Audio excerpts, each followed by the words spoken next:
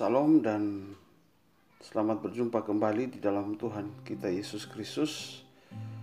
Hari ini merupakan minggu yang keempat, tanggal 25 Juli tahun 2021. Kita bersama-sama akan merenungkan kebenaran firman Tuhan yang terambil dari 1 Samuel pasal yang ke-30 ayat 1 hingga ayat yang ke-10. Namun sebelumnya mari kita berdoa. Bapa di dalam surga, bersyukur pada hari ini Tuhan masih memperkenankan kami untuk kami menikmati hidup. Dan saat ini Bapa, bersama-sama kami akan merenungkan kebenaran firman-Mu. Mampukan kami untuk bisa mengerti, memahami, dan melakukan kebenaran itu dalam kehidupan kami. Kami sambut firman-Mu ini di dalam nama Tuhan Yesus. Haleluya. Amin. Mari kita melihat firman Tuhan dari 1 Samuel pasal yang ke-30 ayat 1 hingga ayat yang ke-10. Demikianlah bunyi firman Tuhan. Ketika Daud serta orang-orangnya sampai ke Ziklag, pada hari yang ketiga, orang Amalek telah menyerbu tanah Negeb dan Ziklag. Ziklag telah dikalahkan oleh mereka dan dibakar habis. Perempuan-perempuan dan semua orang yang ada di sana, tua dan muda, telah ditawan mereka dengan tidak membunuh seorang pun. Mereka menggiring sekaliannya, kemudian meneruskan perjalanannya. Ketika Daud dan orang-orangnya sampai ke kota itu, tampaklah kota itu terbakar habis, dan istri mereka serta anak mereka yang laki-laki dan perempuan telah ditawan. Lalu menangislah Daud dan rakyat yang bersama-sama dengan dia itu dengan nyaring, sampai mereka tidak kuat lagi menangis. Juga kedua istri Daud ditawan, yakni Ahinoam, perempuan Yisrael, dan Abigail, bekas istri Nabal, orang Karmel itu. Dan Daud sangat terjepit karena rakyat mengatakan hendak melempari dia dengan batu. Seluruh rakyat itu telah pedih hati, masing-masing karena anaknya laki-laki dan perempuan. Tetapi Daud menguatkan kepercayaannya kepada Tuhan Allahnya. Lalu Daud memberi perintah kepada Imam Abiatar bin Ahimelek, "Bawalah efod itu kepadaku." Maka Abiatar membawa efod itu kepada Daud. Kemudian bertanyalah Daud kepada Tuhan. Katanya, "Haruskah aku mengejar gerombolan itu? Akan dapatkah mereka kususul?" Dan ia berfirman kepadanya, "Kejarlah, sebab sesungguhnya engkau akan dapat menyusul mereka dan melepaskan para tawanan." Lalu pergilah Daud beserta ke-600 orang yang bersama-sama dengan dia, dan sampailah mereka ke sungai Besor. Sementara orang-orang yang mau tinggal di belakang berhenti di sana. Maka Daud melanjutkan perjalanan itu beserta 400 orang. 200 orang yang terlalu lelah untuk menyeberangi sungai Besor itu berhenti di sana. Demikianlah jauh kebenaran firman Tuhan yang akan kita renungkan pada saat hari ini. Firman Tuhan yang sudah kita baca, dan tema kita pada pagi hari ini yaitu menghadapi kemelut hidup. Menghadapi kemelut hidup. Bapak, Ibu, saudara-saudari yang dikasihi dalam Tuhan, pernahkah kita mengalami begitu banyak masalah yang datang bertubi-tubi dalam jarak waktu yang singkat?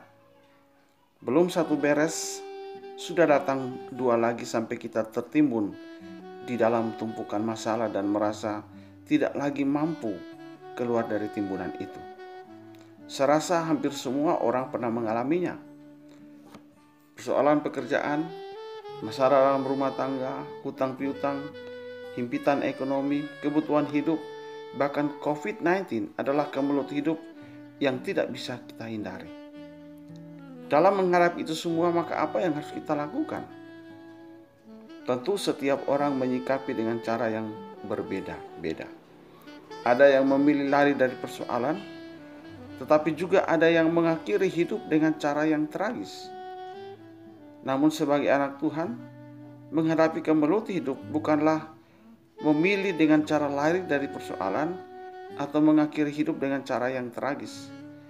Sebab firman Tuhan di dalam 1 Korintus 10 ayat 13 berkata, pencobaan-pencobaan yang kamu alami adalah pencobaan biasa yang tidak melebihi kekuatan manusia. Sebab Allah setia, dan karena itu Ia tidak akan membiarkan kamu dicobai melampaui kekuatanmu. Pada waktu kamu dicobai, Ia akan memberikan kepadamu jalan keluar, sehingga kamu dapat menanggungnya. Artinya, tidak ada persoalan apapun yang tidak ada jalan keluar di dalam Tuhan. Sebab Ia akan memberikan kekuatan, kemampuan, kesanggupan, bahkan hikmat untuk kita dapat mengatasi persoalan di dalam kehidupan ini. Itu sebabnya firman Tuhan saat ini akan menolong kita untuk kita bisa dapat mengerti dan memahami bagaimana sikap kita di dalam menghadapi kemelut hidup ini. Sikap yang pertama di dalam menghadapi kemelut hidup ini yaitu menguatkan kepercayaan kepada Tuhan. Bapak Ibu Saudara, peristiwa badai seroja bulan April yang lalu tentunya ini menyisakan kepedihan yang mendalam bagi kita semua, khususnya masyarakat NTT.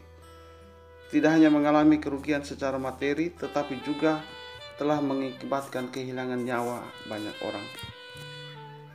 Namun satu hal yang patut kita perhatikan adalah bagaimana sikap Presiden Jokowi saat itu ketika dia mendatangi NTT yang terdampak badai tersebut.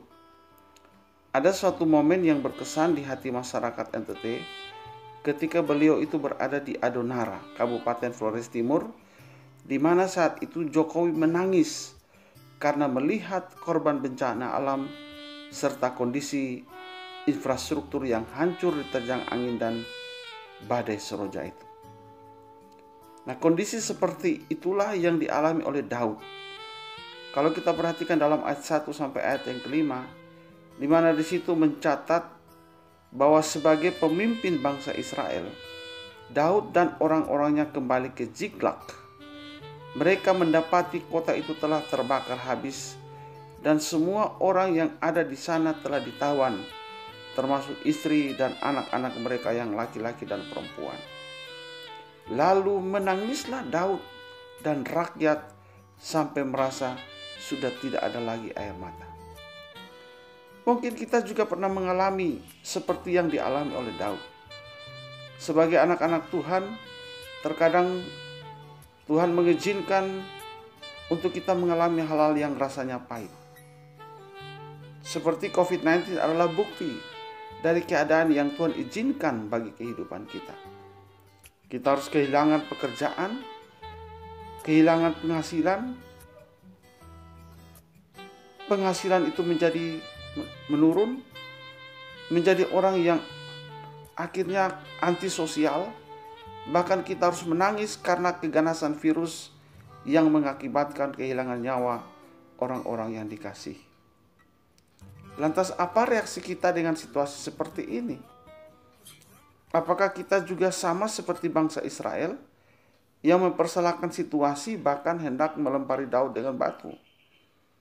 Ataukah kita seperti Daud yang tidak menyalahkan situasi sekalipun terancam? Bahkan dalam ayat 6c dikatakan bahwa dalam kondisi kesedihan yang mendalam, Daud menguatkan kepercayaannya kepada Tuhan.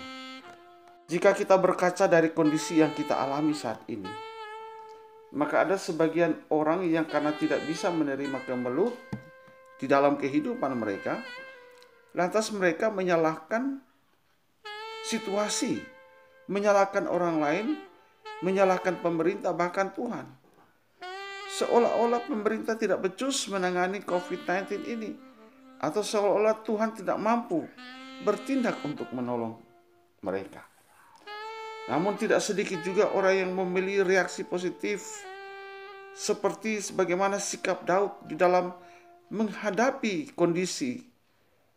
Bagaimana di dalam keadaan seperti itu,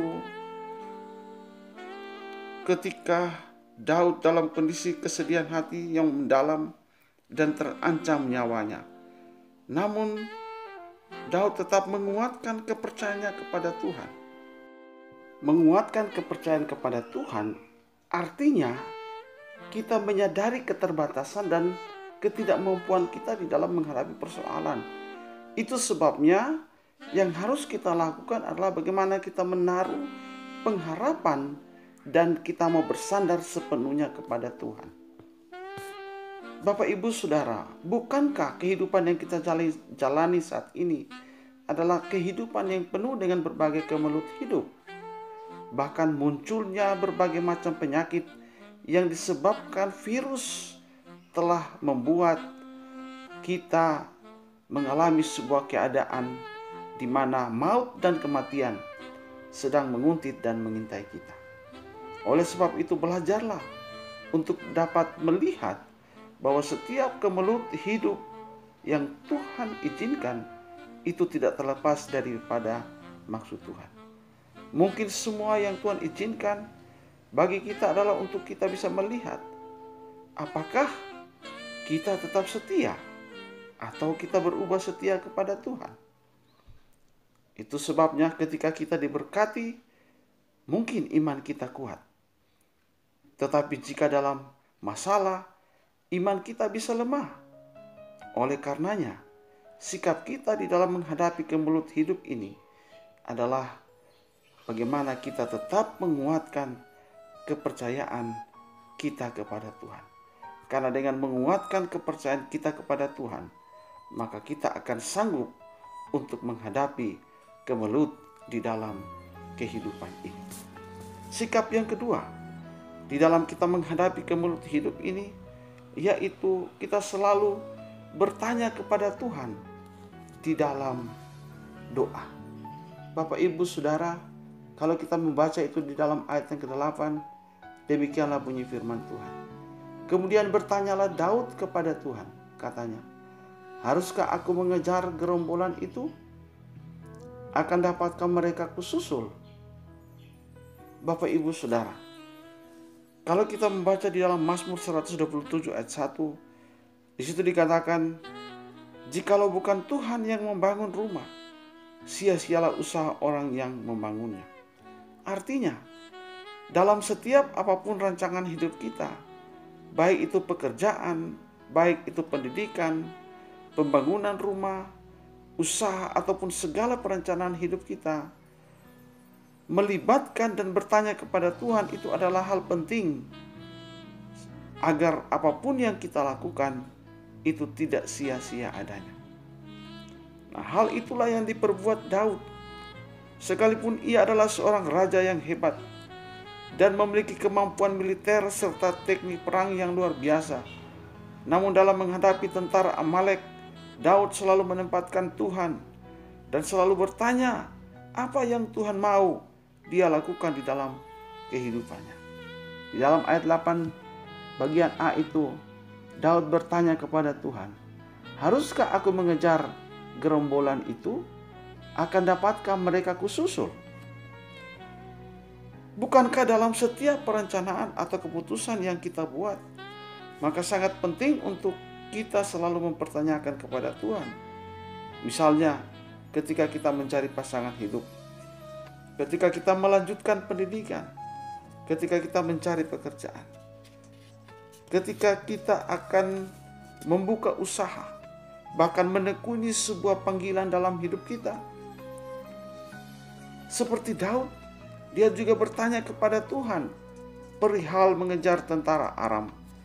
Maka jawaban Tuhan di dalam ayat yang ke-8 bagian B, di situ dikatakan, dan Tuhan berfirman kepadanya, kejarlah, sebab sesungguhnya engkau akan dapat menyusul mereka dan melepaskan para tawanan. Bapak, Ibu, Saudara, jadi jawaban Tuhan di dalam ayat 8b itu yang dilakukan oleh Daud. Nah, banyak orang Kristen yang memaksakan apa yang bukan menjadi kehendak Tuhan dalam hidupnya. Seperti cerita seorang pria yang naksir kepada seorang wanita. Dalam doanya ia berkata, Tuhan, seandainya dia memang jodohku, maka dekatkanlah. Tetapi kalau bukan jodohku, maka jangan dia dapat jodoh yang lain selain aku. Ini adalah sebuah ilustrasi dari doa yang bertanya kepada Tuhan namun terkesan memaksakan kehendak Tuhan. Jika kita mempertanyakan setiap pergumulan kepada Tuhan, maka tidak pernah jawaban Tuhan itu mengecewakan. Sebab jawaban Tuhan adalah jawaban yang terbaik bagi hidup kita.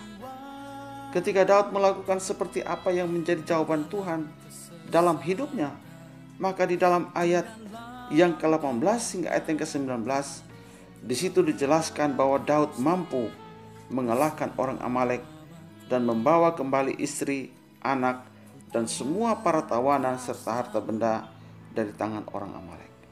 Itulah sikap orang yang selalu melibatkan Tuhan di dalam setiap perencanaan hidupnya. Maka apa saja yang diperbuatnya itu pasti tidak akan sia-sia, melainkan mereka akan selalu dibuat Tuhan berhasil, karena mereka selalu melibatkan Tuhan dan mempertanyakan setiap apa yang mereka rencanakan di dalam kehidupan ini. Demikianlah jauh kebenaran firman Tuhan yang dapat kita renungkan pada saat ini. Karena itu mari kita bersama-sama berdoa. Bapa di dalam kerajaan surga, kami bersyukur untuk kebenaran firman Tuhan yang baru. Tetapi kami mau belajar daripada kehidupan Daud. Bagaimana sikap dia menghadapi kemelut adalah dia menguatkan kepercayaannya kepada Tuhan. Sehingga dengan demikian Tuhan dapat memberikan kekuatan bagi dia untuk dia sanggup menghadapi berbagai tantangan dalam hidup ini. Karena itu kami juga rindu Tuhan, agar kami dapat menguatkan kepercayaan kami kepada Tuhan, agar kami sanggup untuk menghadapi berbagai pergumulan dalam kehidupan kami. Tetapi juga kami diajarkan untuk selalu bertanya kepada Tuhan atas setiap keputusan-keputusan yang kami ambil. Seperti Daud yang bertanya kepada Tuhan, sehingga dia menemukan jawaban yang dapat menolong dia untuk dia bisa keluar dari berbagai kemelut hidup. Karena itu biarlah kami selalu belajar untuk selalu mempertanyakan setiap perihal yang kami lakukan sebelum kami bertindak, sehingga kami percaya bahwa setiap jawaban Tuhan adalah jawaban yang terbaik untuk dapat menolong kami dari kemelut hidup ini. Terima kasih Bapa, terima kasih. Ini doa dan permohonan kami. Di dalam nama Tuhan Yesus kami berdoa. Haleluya. Amin.